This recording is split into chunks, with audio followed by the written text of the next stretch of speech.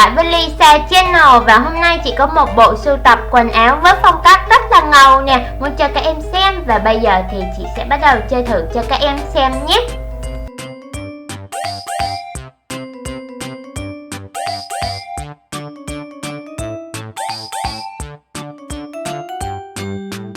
Bộ đầu tiên chính là một chiếc áo crop top màu trắng nè, có hai phần tay màu xanh dạ quang nè và kết hợp cùng với một chân váy 2 tầng màu hồng và có thêm dây xích nhỏ ở hai bên hông, và chị sẽ cho cô nhà búp bê đi một đôi giày kết hợp với chiếc vớ cao này nhé.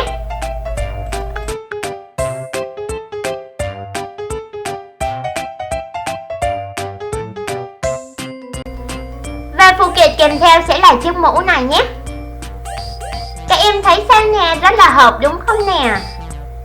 Và bây giờ chúng ta sẽ đến với bộ tiếp theo. Bộ tiếp theo chính là một chiếc áo crop top tay dài 2 dây nè và kết hợp với một chiếc quần sọc jean.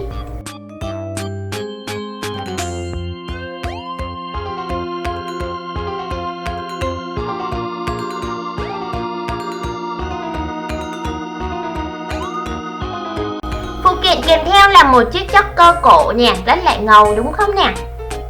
Và đi theo sẽ là một chiếc mắt kính. Các em thấy bộ này trông như thế nào nè?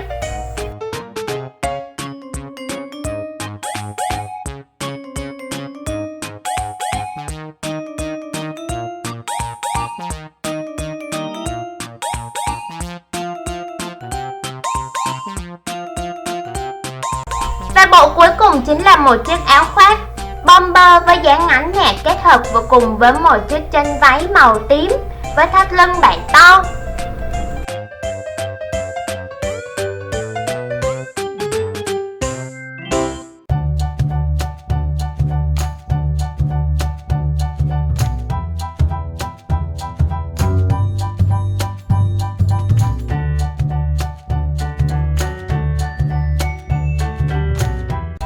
Em thích bộ nào nhất trong 3 bộ đồ này nè? Hãy cho chị biết ở bên dưới video nhé. Và bây giờ chị sẽ hướng dẫn cho các em cách làm nha.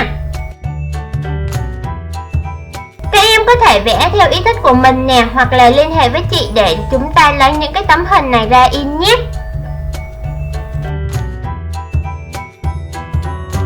Và lần này thì chị sẽ sử dụng băng keo trong và sau đó sử dụng kéo để cắt tất cả ra nha. Chúng ta sẽ sử dụng băng keo hai mặt để ghép hai trang này lại với nhau. Và hai trang này các em cũng sẽ làm y như vậy với băng keo hai mặt.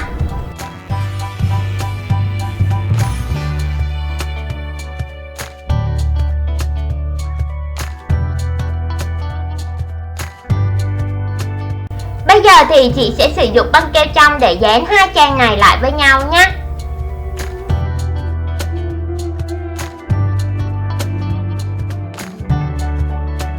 Sử dụng băng keo trong ở cả mặt bên ngoài nữa nhé.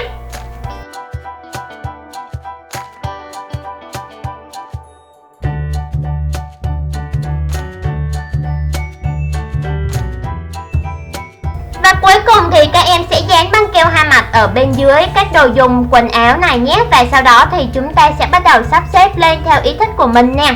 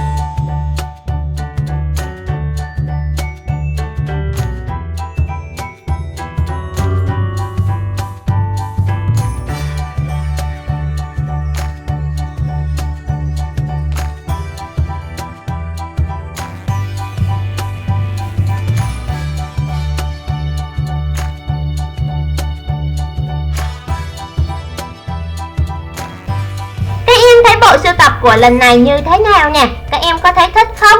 Và hẹn gặp lại các em ở video tiếp theo nhé.